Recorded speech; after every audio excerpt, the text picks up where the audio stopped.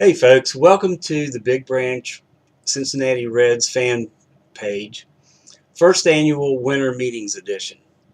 I have a few things to discuss here, so let's get right to it. First of all, it's Sunday night.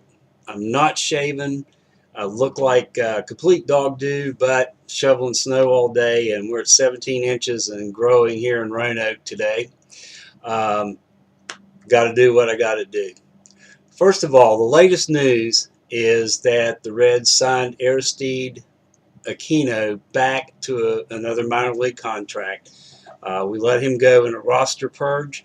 Glad to see him coming back. He's a very good player and potentially an outfield asset for us. Also, the other big story today on Sunday, the first day of the meetings, is that the Reds have announced through Dick Williams that Scooter Gennett contract extension is not any kind of a priority for the next 30 days while they're shaking through the roster.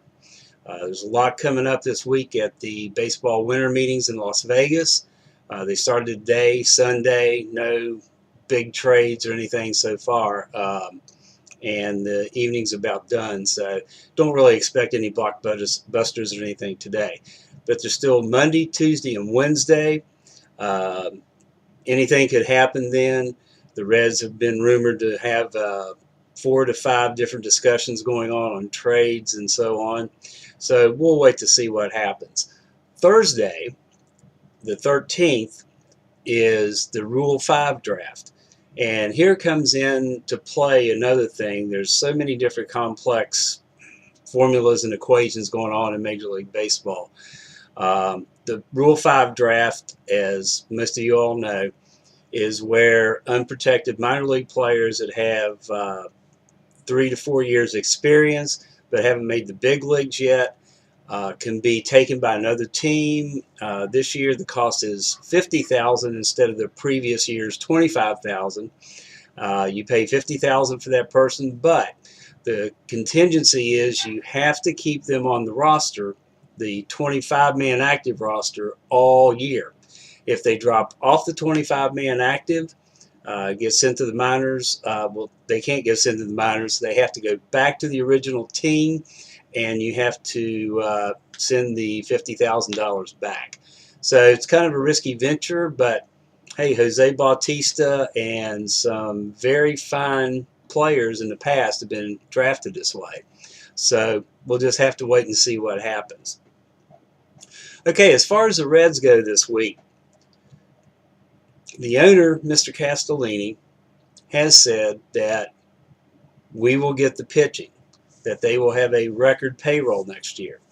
By most consensus estimates, that's an extra $35 million. We would have had a whole lot more. We still have $20 million for Homer and $5 million buyout next year. That'll free up a lot of space, but this year we may have around $30 million to play with. We need pitching. We definitely need pitching. Everyone knows that. The Reds front office finally figured that out. The whole league has known that. So hopefully we'll be active this year instead of sitting on our behinds and doing absolutely nothing. I've come up with a compilation of some pitchers that I think would do very well for the Reds and would be very cost effective. Get to play GM for a day here. First of all, the posted Japanese free agent Yusei Kikuchi. The Reds could pursue him. He's not expected to be hugely expensive. Estimates are anywhere from $6 to $11 million per year. Mr. Kikuchi has had a great career in Japan. He's young. He's 27 years old.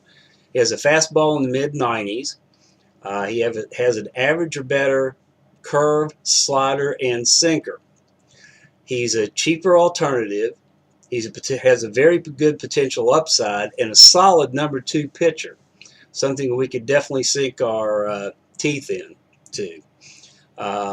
Whether a Japanese player will come to Cincinnati, that's going to be a very hard sell for the Reds. It's not all about money. As we've seen before, Japanese and Korean players that are of this caliber tend to like to stay on the West Coast where there's large Japanese communities that they have more people to associate with.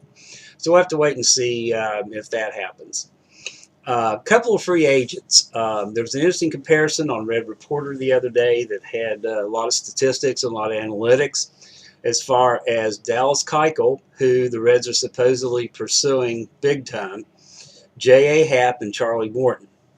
The problem with Keuchel is he's going to be very expensive. If you turn down a $17.9 million qualifying offer, then you're definitely not going to sign for much less than that, if any. So even though Keuchel would be great, he's a great ground ball pitcher. He would be great in Great American Ballpark.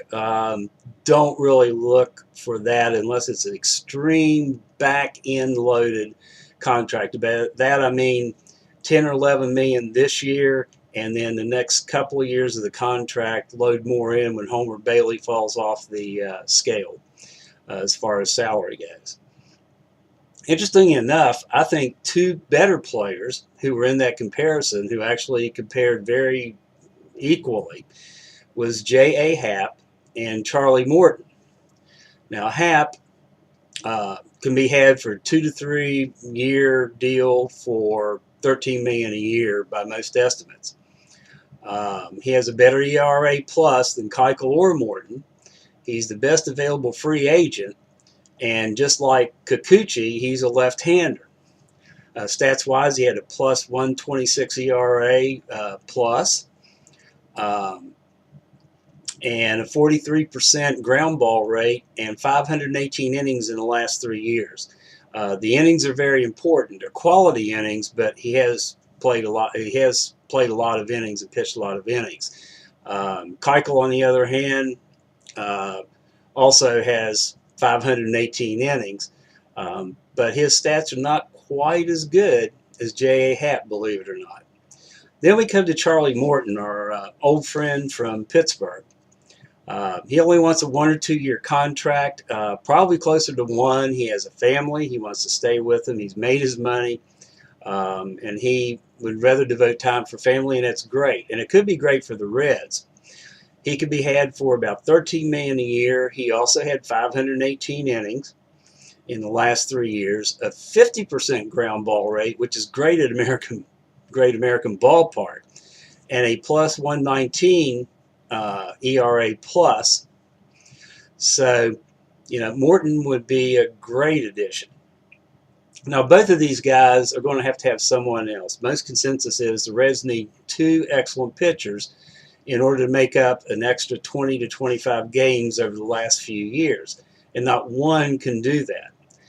Somebody who has been in the trade rumor for a long time, and especially now that Cleveland has extended Carlos Carrasco, is Trevor Bauer. He's a great arm. He has a 2.21 ERA. He will cost in a trade a combination of Iglesias and/or Garrett and Senzel. Now that's a pretty high cost, but they need a second or third baseman in Cleveland. Ramirez could only play one of those, second or third. Kipnis is supposedly on his way out. He has a huge contract, did not have a good year last year, and they're looking to package him and ship him off with someone else. So, do you think that Iglesias, Garrett, and Senzel is too much to get for a pitcher of Trevor Bauer's character and statistics? I don't think so. Also, Cleveland is looking to trade Yandy Diaz, and he plays second or third, so that could be something there. Also, we could look at Jeanette traded straight up, since they really need a power-hitting second baseman. So Bauer is very expendable now, and the Reds are tied to him along with a couple other clubs, so we'll have to remain to see what happens there. Now, there's a lot of talk about Sonny Gray. um, that he coming to Cincinnati, that Derek Johnson, the Reds' new pitching coach, was his pitching coach at Vanderbilt. If Johnson thinks there's something there, then perhaps. And the Yankees would probably part with Sonny Gray very, very cheaply. They're just looking to shed him. They signed him from the Athletics, and he was terrible. But he has arbitration and coming up, and he may be too high. And who would the Yankees really want with to trade Sonny Gray? Shouldn't be too much, but we'll have to see. So there's 3 free agent pitchers: Kikuchi, Happ, and Morton, that we could sign. Um, and then we have Trevor Bauer and/or Sonny Gray. Personally, I would pay the price for Bauer, sign either Kikuchi, Happ, or Morton on free agency, and that would make a pretty good lineup for the rotation next year, along with what we already have. Put them in with Disco and Castillo, and then you've got a plethora of others coming in. So we'll have to wait and see how that goes. And I'm going to turn my notes around so that we can address the center field position for the Reds. As everyone probably knows, the Reds non-tendered Billy Hamilton. He was expected to have a $6.1 million payday this year. The Reds were only expected to use him part-time anyway, so that's a steep price for a part-time person in center field, so the Reds let him go. There's a plethora of rumors going around that the Reds are pursuing A.J. Pollock from the Diamondbacks, who is an excellent center fielder, but he's injury-riddled. He's a free agent. He would cost big, big bucks. The other thing that's been mentioned is Billy Hamilton. We could turn around and sign him back for $1 million, $1.5 million, maybe even $2 million, save $4 million in payroll, and still have him part-time in the outfield. That's a consideration, but then there's a couple of clubs finally, especially the Royals, taking a look at Hamilton, and we'll have to see, because supposedly the Reds couldn't even trade him. They were trying to trade him off before the non-tender deadline, and nobody really wanted to talk about it. Now, one fellow that I've seen close up and in person that we could trade talk with is Toronto's Kevin Pillar. Last year he had a plus 2.5 WAR, 261 batting average.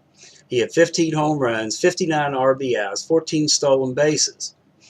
That is far superior to what Hamilton did last year, power-wise, RBI-wise, and WAR and batting average. So there's definitely an upgrade there. The problem with most people trying to upgrade with Billy Hamilton is defensive prowess. Now, although Pilar is 30 years old, he's had 3 seasons out of the last 4 that he was a top 10 defensive WAR. He has 2 to 5 seasons in the AL in the top 10 in all defensive metrics. So he's not really much of a downgrade from Hamilton. Maybe a little bit in range, but all other metrics, other than defensive zone, Pilar stacks up very, very well. Now, I have an off-the-wall suggestion for the Reds at center field, and this ties in with a lot of the things going on where you have different players being able to play multiple positions. And the game seems to be coming to that, just like pitchers pitching shorter, starters, and then relievers coming in. So there's a lot of changes going on, and to fit that profile, if it was me as the general manager, I would look to get Chris Taylor from the Dodgers. He has a $575,000 salary last year, arbitration $1.2, $1.3 million, which is a $5 million cheaper than Billy Hamilton. He had a 4.1 WAR rating. .254 batting average, 17 home runs, 63 RBIs. He can play center field just fine. He plays all outfield, shortstop, second, and third. He doesn't pitch, play first base, or catch. So any place else, he's wide open. So that also makes him very valuable if someone goes down somewhere else and Irvin could fill in center, or Schebler, Irvin combination, and Winker, who, it makes a much more versatile lineup and makes more sense. Taylor is also under control through 2021. He might cost a decent prospect, but we've got a plethora of prospects down on the farm. So it remains to be seen whether the Reds front office will go after Chris Taylor. But I think it would be an excellent move.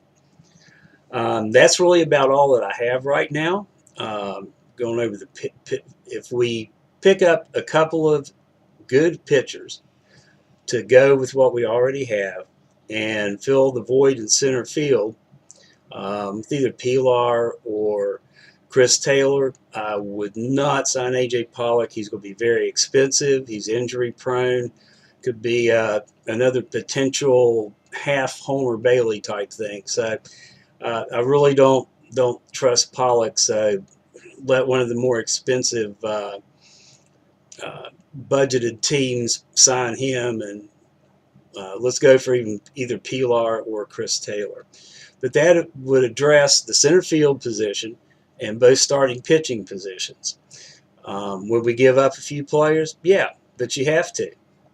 I mean, we gave up 3 future All-Stars to get Matt Lattes, and look what happened there. It wasn't really a bad trade, but we had to give up 3 very good minor league players, top prospects, in order to get Lattes. So if we can pull in a pitcher like a Happ or a Morton and get a Chris Taylor to play the outfield, who's inexpensive, controllable for at least 3 more seasons, we would really definitely be set. Does that mean we're going to go to the playoffs this year if we would get 2 pitchers in Taylor or Pilar? No.